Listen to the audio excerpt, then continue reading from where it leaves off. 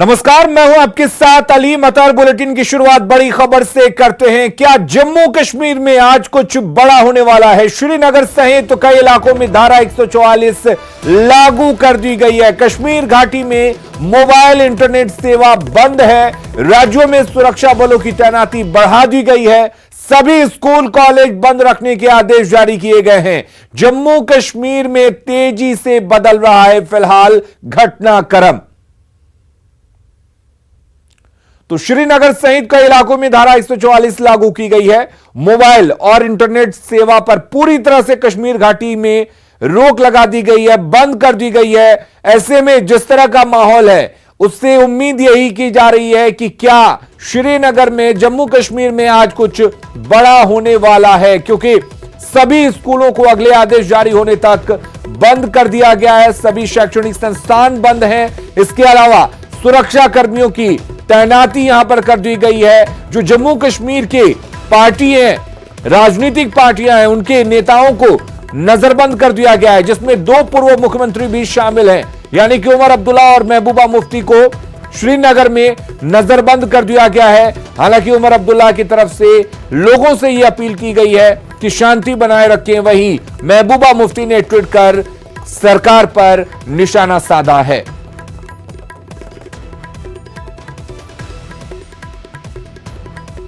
और हमारे साथ शंकर आनंद जुड़े हुए इस वक्त ज्यादा जानकारी के साथ। शंकर आनंद, क्या उम्मीद की जाए? जिस तरह का माहौल इस वक्त कश्मीर में है, क्या यह माना जाए कि आज कश्मीर पर आर पार की लड़ाई होगी और कश्मीर पर कुछ बड़ा फैसला लिया जा सकता है?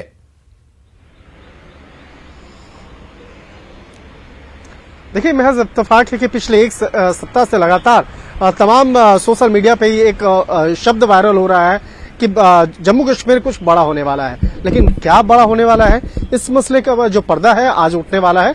और वो 9:30 बजे की जो महत्वपूर्ण बैठक होगी, वो 9:30 बजे महत्वपूर्ण बैठक में कई फैसले लिए जाएंगे। और इसी मसले को लेकर मैं एक बड़ी खबर देना चाहता हूं कि गृह मंत्री अमित शाह प्रधानमंत्री के आवास पे पहुंच चुके हैं।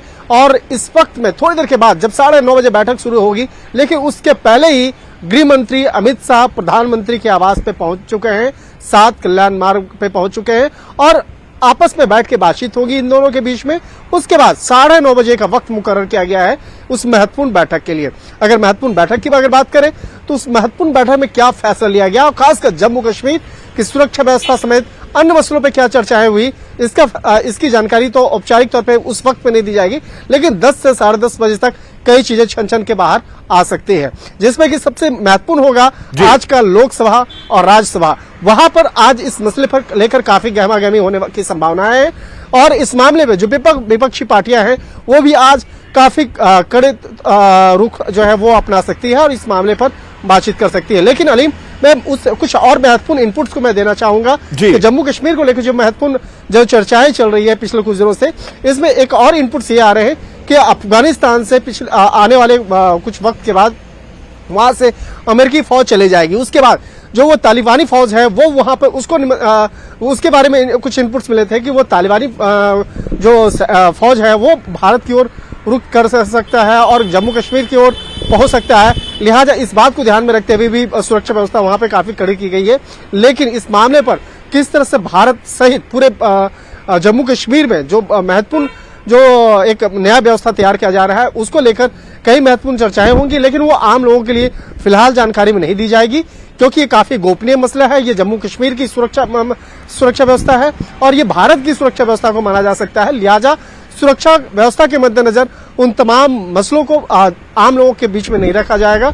और इस निश्चित तौर पे केंद्र सरकार स्पष्ट कर चुकी है कि जम्मू कश्मीर और पूरे देश के लिए जो भी एक बेहतर विकल्प हो सकता है और अच्छी सुरक्षा व्यवस्था नीति हो सकती है उसको अंजाम दिया जाएगा। तो आज देखना लाजमी होगा कि आज 9:30 बजे की जो महत्वपूर्ण बैठक होगी उनमें किन किन मसलों पर बातचीत होगी और किस तरह से उसको आगे इम्प्लीमेंट किया जाएगा। इतना तो स्पष्ट है कि आने वाले वक्त में जम्मू कश्मीर में निश्चित तौर पर एक कुछ बड़े जो फैसले हैं वो लिया जा सकता है। शंकर, जिस तरह का इस वक्त माहौल है, जिस तरह से कश्मीर में धारा 144 लागू की गई है, जो बड़े नेता हैं कश्मीर के, जम्मू कश्मीर के, उनको नजरबंद किया गया है, उसके बाद किस तरह के राजनीतिक घटनाक्रम दिल्ली में दिखाई दे रहे हैं? विपक्ष का क्या कुछ कहना है इस पूरे मसले को लेकर?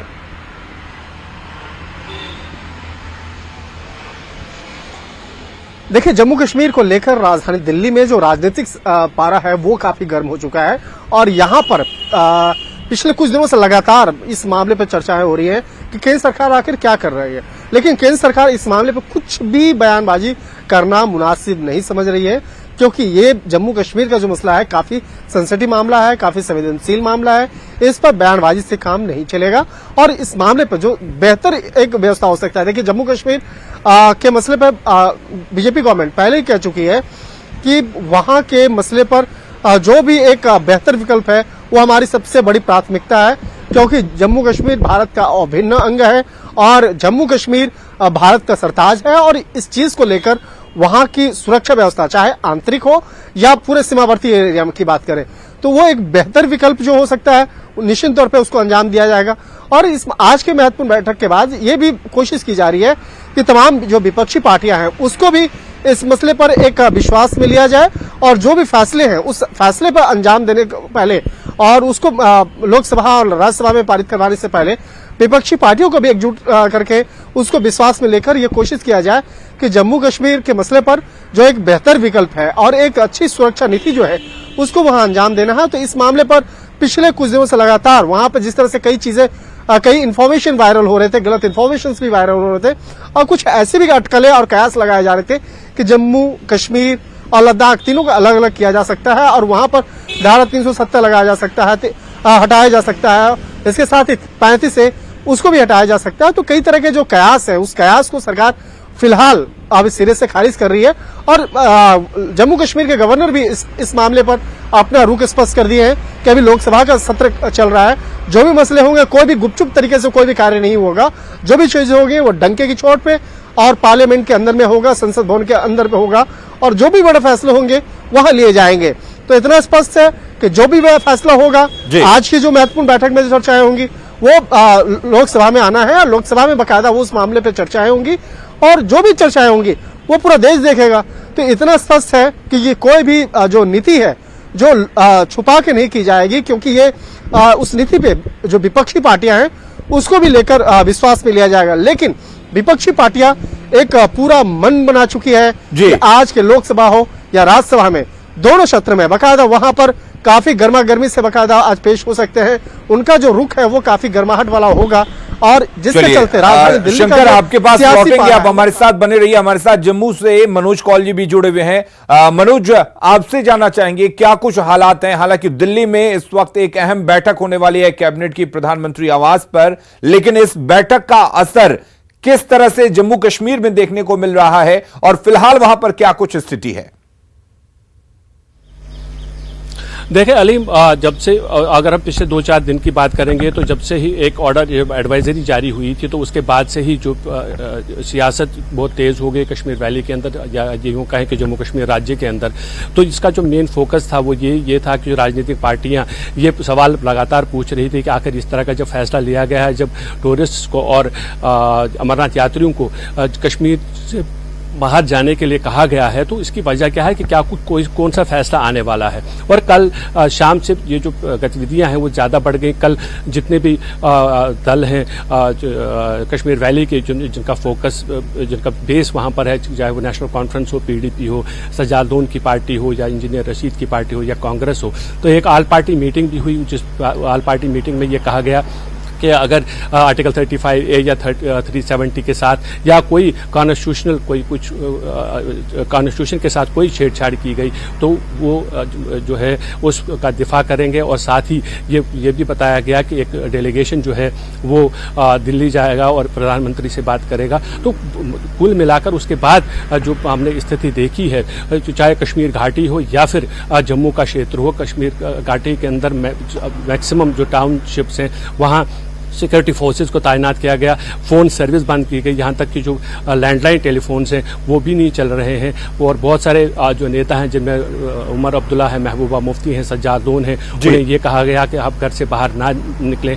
तो इस तरह की जो सिचुएशन है जम्मू में भी इसी तरह की सिचुएशन, दफ़ा 144 यहाँ पर भी नाफिज है धारा 144। यहाँ बहुत सारे ऐसे जो सेंसिटिव एरियाज़ हैं वहाँ जो प्रेजेंस है सिक्योरिटी फोर्सेज की वो बढ़ा दी गई है। CRPF और रैपिड एक्शन फोर्स की जो टीमें हैं वो लगातार लगातार मॉनिटर कर रही है सिचुएशन को। तो अभी फिलहाल इंतजार इसी बात का हो रहा है कि जब कैबिनेट की मीटिंग होगी प्रधानमंत्री नरेंद्र मोदी जी जिसकी अध्यक्षता करेंगे, जिसमें ये माना जा रहा है कि जम्मू कश्मीर के बारे में एक पॉलिसी डिसीजन आएगा। तो वो पॉलिसी डिसीजन क्या होगा उसके बारे में लोग जानना चाहते हैं। जो यहाँ की जो राजनीतिक दल हैं, चाहे वो बीजेपी हो, कांग्रेस हो, नेशनल कॉन्फ्रेंस हो, पीडीपी हो या बाकी अन्य दल जो हैं, वो भी ये चाहते हैं, जानना चाहते हैं कि कौन सा आखिर डिसीजन आने वाला है। और वो जैसे वो डिसीजन आएगा उसके बाद आगे की जो रणनीति है अलग अलग जो यहाँ की राजनीतिक पार्टियां हैं वो उसको तय करेंगी। जी मनोज, एक सवाल ये भी है कि कश्मीर पर सियासत हमेशा से ही होती रही हो, चाहे जम्मू कश्मीर की पार्टियां हो या दूसरी जो नेशनल पार्टियां हो, राष्ट्रीय राजनीतिक दल हो, सभी एक तरह से इस पर सियासत करते हैं। लेकिन इस बीच 35A की बात करें, 370 की बात करें, इसको लेकर जम्मू कश्मीर की आवाम क्या चाहती है, उनके मन में क्या कुछ है? देखिए 35A या 370 की अगर बात करेंगे तो इसमें मत बटा हुआ है। जम्मू कश्मीर के 3 क्षेत्र हैं, जम्मू, कश्मीर और लद्दाख। अगर आप कश्मीर की बात करेंगे तो कश्मीर के जो आम नागरिक हैं वो ये चाहते हैं कि 35A रहना चाहिए, धारा 370 रहनी चाहिए। मैं ये कहूँगा कि मेजॉरिटी के लोग जो हमने देखा है वो उनका ये मानना है कि 370 उनके लिए अच्छा है, धारा जो 35A है वो उनके लिए अच्छा है। अगर आप जम्मू डिवीजन की बात करेंगे तो जम्मू डिवीजन में ज़्यादातर लोग ये चाहते हैं कि 35A नहीं चाहिए, धारा 370 भी नहीं चाहिए। लद्दाख क्षेत्र की अगर बात करें, लद्दाख में जो 2 डिस्ट्रिक्ट्स आते हैं, एक लेह का है, एक करगिल का है। करगिल में के जो लोग हैं उसमें मेजॉरिटी ये चाहती है कि ये जो धारा 35A है या धारा 370 है ये रहने चाहिए, जबकि लेह का जो डिस्ट्रिक्ट है वहाँ के लोग ये चाहते हैं कि इसको खत्म किया जाए। तो गोया कि ये जो 2 चीजें हैं इस पे मत बटा हुआ है, अलग लोगों की राय अलग अलग है। जम्मू के लोग ये चाहते हैं कि अगर 35A और 370 चला जाता है तो वो फायदेमंद होगा जम्मू कश्मीर के अवाम के लिए, जम्मू कश्मीर के लोगों के लिए।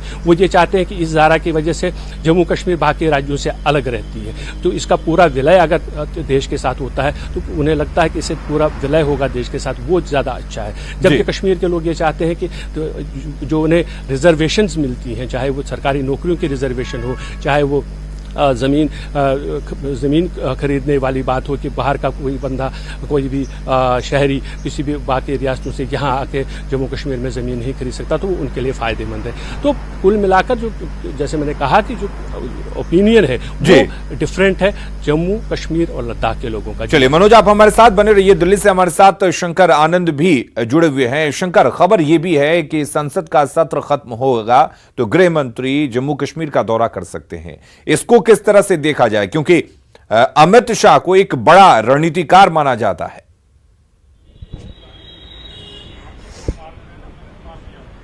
निश्चित तौर पे देखिए वो बीजेपी के चाणक्य कहे जाते हैं और उनकी जो रणनीति है वो रणनीति इतनी ठोस और मजबूत होती है जिसका परिणाम आप पिछले लोकसभा चुनाव में देख चुके हैं और उसके पहले वाले भी लोकसभा चुनाव में देख चुके हैं।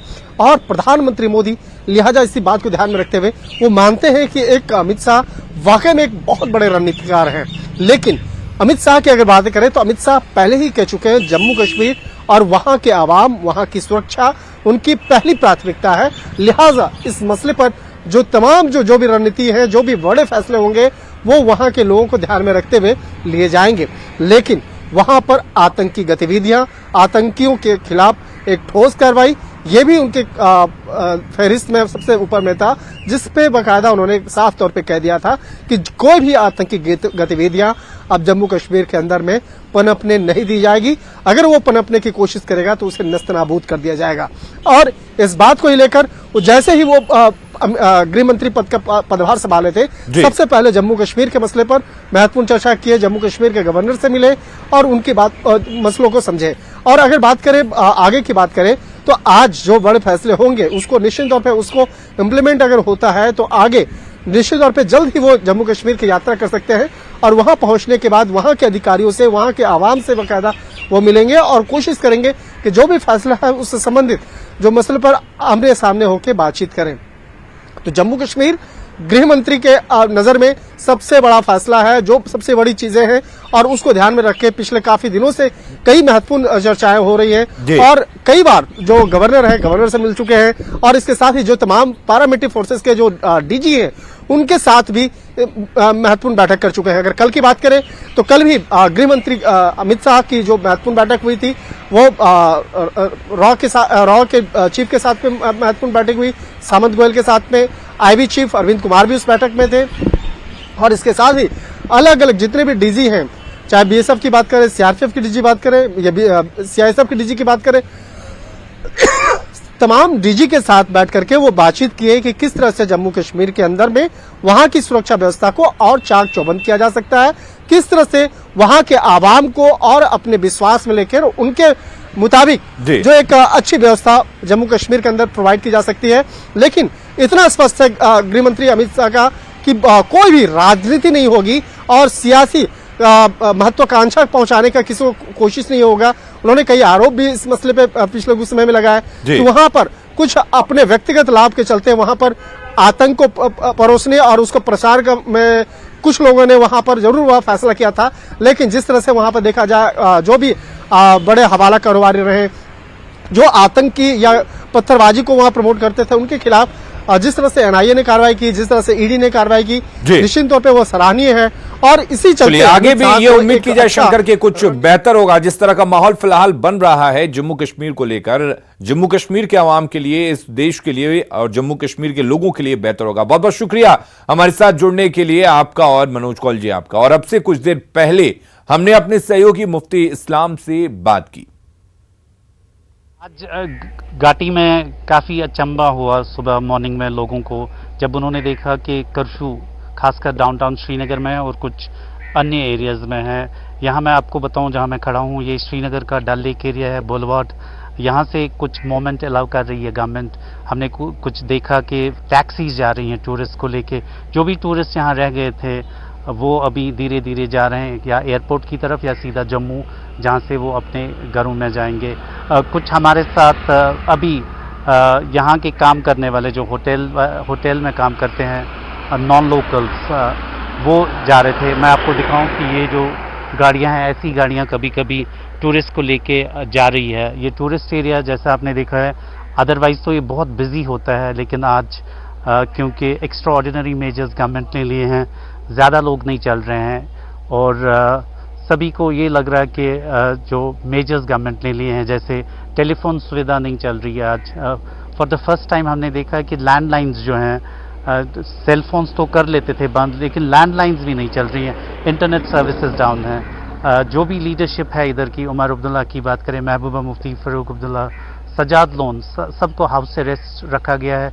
जो भी पब्लिक इनकी मीटिंग्स हैं वो स्थगित की हैं, गवर्नमेंट ने बैन की हैं अभी कुछ दिनों तक। और ये एक्स्ट्रा ऑर्डिनरी मेजर्स जो हैं, लोगों का ये कहना है शायद सेंटर 35A या 370 जो है ये सस्पेक्ट कर रहे हैं कि शायद इसको टिंकर करें, इसको चेंज करें ये लॉज। तो यही जो इनकी सेंस जो है, इसके कारण काफ़ी जो वैली में तनाव बना हुआ है और ये तनाव कल से बना है। कल आपने देखा होगा कि जो मीटिंग ऑल पार्टी डेलीगेशंस की हो गई थी देर रात तक, फ़ारूक अब्दुल्ला जिसको लीड कर रहे थे, उन्होंने ये तय किया कि वो प्रेसिडेंट, प्राइम मिनिस्टर और जो बाकी कंट्री के टॉप लीडरशिप है उनके पास मीटिंग करेंगे और उनको बताएंगे कि ऐसा ना करें। अगर आप करना चाहो, अगर कुछ अटेम्प्ट्स हैं ऐसे 35A या 370 को लेके, तो उसको अभी पोस्टपोन करें, क्योंकि इसके लॉन्ग टर्म और शॉर्ट टर्म कॉन्सिक्वेंसेस हैं। लेकिन लग रहा है कि जो दिल्ली में जो आज मीटिंग है और जो पार्लियामेंट शायद डिबेट करे आज कश्मीर में, उधरी से कुछ तय होगा कि सेंटर किस दिशा में कश्मीर पॉलिसी की तरफ देख रहा है। श्रीनगर से मैं मुफ्ती इस्लाम। तो जम्मू कश्मीर में सड़कें सूनी हैं और चप्पे चप्पे पर सुरक्षा बल तैनात हैं। पूरी स्थिति का जायजा लिया है हमारे सहयोगी रिफत और संदीप ने। और ये अगर पॉलिटिकल सिनेरियो में हम लोग बात करें तो कल भी हम लोगों ने देखा ऑल पार्टी मीटिंग हुई यहाँ पे, सारे पॉलिटिकल पार्टीज एक साथ खड़ी हो गई हैं आके।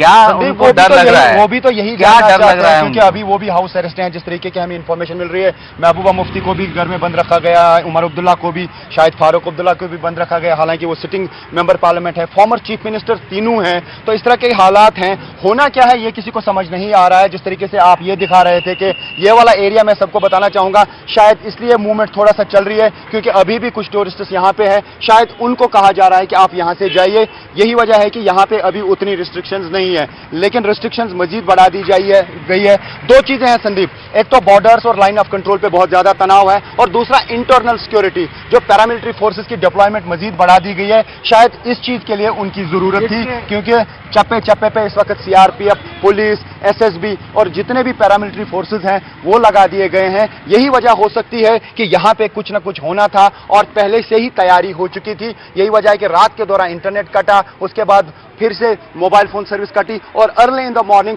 लैंडलाइन कट गया। पहली बार पिछले 30 साल में लैंडलाइन फोन काट दिए गए हैं। तो कुछ तो होना है जो यहां पे हमको लग रहा है या सरकार को लग रहा है शायद हालात खराब हो जाएंगे। यही वजह है कि इस तरह की रिस्ट्रिक्शंस आप हर तरफ से देख सकते हैं। और संदीप, जब आप भी कल आए तो आपने खुद होटल्स का माहौल देखा और आपको भी ये पता है कि यहां पे होटल्स में टूरिस्ट को कहा जाता है कि वो वापस जाएं। तो ये है इस वक्त सड़कों पे हाल, बाकी कम्युनिकेशन कट चुका है।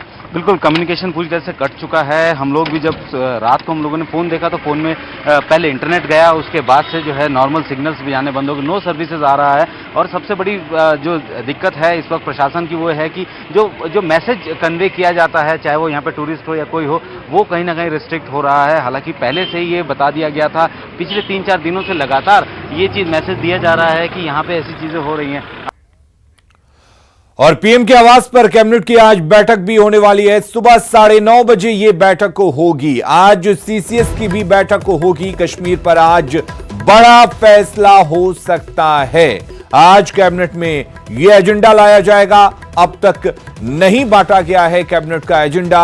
आपात बैठक में जम्मू के डीजीपी भी मौजूद रहे। राज्यपाल सत्यपाल मलिक ने आपात बैठक बुलाई। बैठक में जम्मू के मुख्य सचिव भी शामिल हुए। महबूबा मुफ्ती और उमर अब्दुल्ला को नजरबंद कर दिया गया। पीपुल्स कॉन्फ्रेंस के नेता सज्जाद लोन को भी नजरबंद किया गया है। तो दिल्ली से लेकर श्रीनगर और जम्मू तक हलचल तेज है। कश्मीर को लेकर लगातार तेज हो रहे घटनाक्रम की 3 तस्वीरें हम आपको दिखा रहे हैं। कश्मीर को लेकर आज केंद्र सरकार कोई बड़ा फैसला कर सकती है।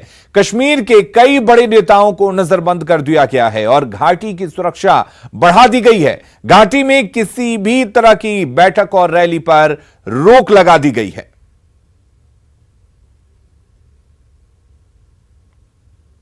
इंटरनेट सर्विस बंद कर दी गई है। कश्मीर घाटी में बेचैनी का माहौल है। किसी को मालूम नहीं है कर्फ्यू कब लगना है और हालात क्या होने वाले हैं। तो इस बीच यहाँ पे पहले से ही अमरनाथ यात्री निकल चुके हैं। टूरिस्ट्स को पहले ही कहा गया कि वो यहाँ से निकलें और हज़ारों की तादाद में, लाखों की तादाद में जो यहाँ पे लोग थे बैरूनी रियासतों के, वो यहाँ पे काम करते थे। कोई मज़दूरी का काम करता था, कोई और काम करता था, लेकिन अब वो भी जाना चाहते हैं। लेकिन ऐसे में कुछ लोग इतने भी गरीब हैं कि जिनके पास उतना इस वक्त किराया नहीं है कि वो अपने घरों को वापस जा सके। एक उम्मीद लेके वो यहाँ पे आए थे कि वो यहाँ पे मज़दूरी का काम करेंगे, कुछ कमाएंगे और उसके बाद खुशी खुशी घर जाएंगे। तो इस वक्त हम यहाँ श्रीनगर की सड़कों पे हैं। हर तरफ से सन्नाटा है, बेचैनी का माहौल है। आप कहाँ रहते हैं? आप किस उम्मीद से आए थे और अभी आप फुटपाथ पे क्यों हैं? जी सर, मैं तो यहाँ बहुत उम्मीद लेकर आया था काम करने के लिए सर। अभी तो बहुत इसमें सीजन है सर काम करने का। पता नहीं अचानक ये क्या हुआ हालात को। सब बोलते हैं इधर से निकलो, आम आदमी जनता पार्टी भी निकलो। अब इधर हम लोग आए थे काम करने के लिए। अब देखो महीना दिन हो गया इधर आने का। अब हम लोग के पास तो पैसा कम है। अब ये हंगामा शुरू हो गया जे अभी निकलो अभी निकलो। और यहां रुक रहे हैं एक छोटे से ब्रेक के लिए, लेकिन ब्रेक के बाद भी खबरों का सिलसिला जारी रहा है। बने रहिए हमारे साथ।